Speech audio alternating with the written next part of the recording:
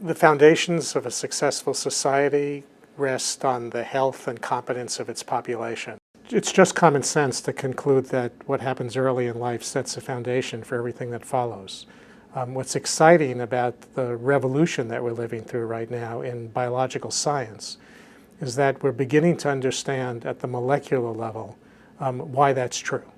The biology of health and development is really the link that is formed between the experiences that we have, both positive and negative, within our families, within our relationships, communities, neighborhoods, and so on, and the kinds of health experiences and developmental experiences that we sustain over a lifetime. Advances in neuroscience, molecular biology, and genomics have a very simple message that has tremendous impact for thinking about policies for young children.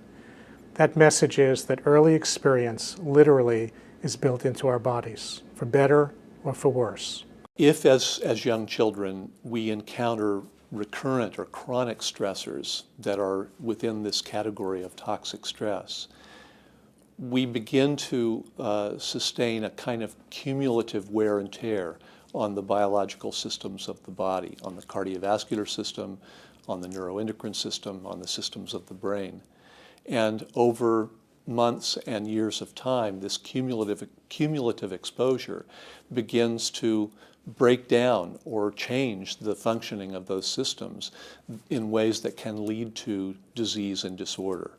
People who have had these adverse events in their lives and not had consistent parenting, have been abused or neglected, will lack this ability to show good emotional control, will have difficulty learning, and will show problems in health, increased risk for obesity, diabetes, cardiovascular disease, and even a shorter lifespan. So the question then becomes, how do we influence the health of those young children?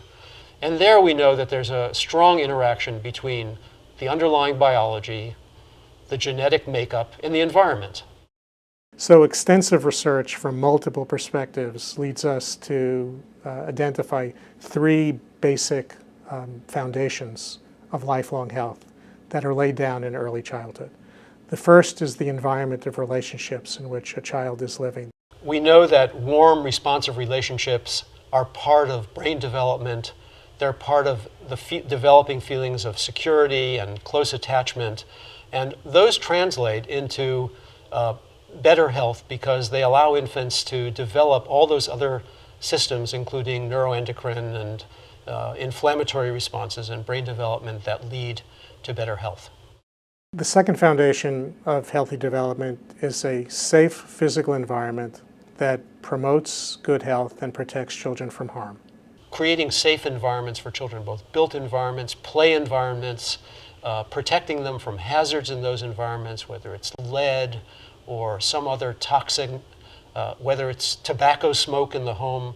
All of those are things that relate to, again, the development of the child's systems. And then finally, a third foundation is good nutrition. And there we're thinking not only of micronutrition, all the micronutrients, vitamins, minerals, and so forth, but also macronutrition, a good composition of the diet in terms of fat, in terms of protein and so forth, but also the availability of food in the community. One of the things we have learned, and the scientific evidence on this is quite clear, that where we live, learn, work, and play have a bigger impact on our health than going to the doctor. Now, please don't misunderstand me. Going for medical care is important, but what are the factors that determine whether we are sick or healthy in the first place have to do with the opportunities for health in the places where we spend most of our time. Our homes, our communities, our schools, our workplaces. And the policies in those places can make it easy or harder for us to live healthy lives. And in policy terms, that really points us in two directions. One is the extent to which we fortify the first line of support for children, which is in their families. But the second message is very clear, that it's not just the family that provides the sense of protection for children. This is a much broader issue that's really a community responsibility. There are many ways in which communities can influence the health and well-being of our children. Opportunities for social interaction within communities that brings parents and other community residents together. That is beneficial for the kids. There's actually some research that suggests that's beneficial for the adults as well, their engagement with young people. We can think of other ways and other institutions in the communities that can play a role. Churches and religious institutions can play a role.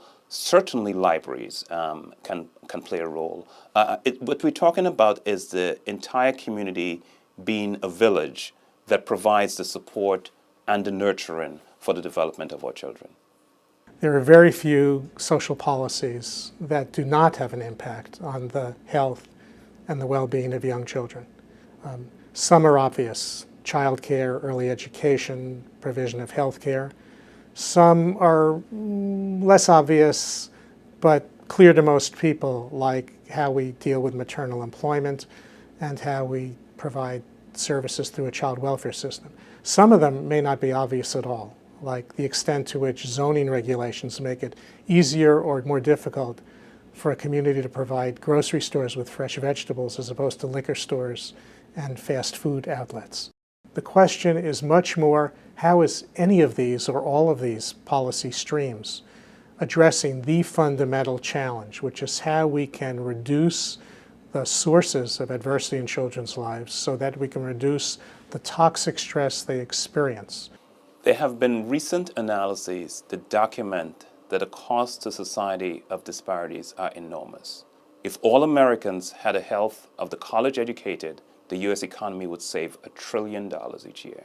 So those are enormous disparities. People like to say that children's health is our nation's wealth.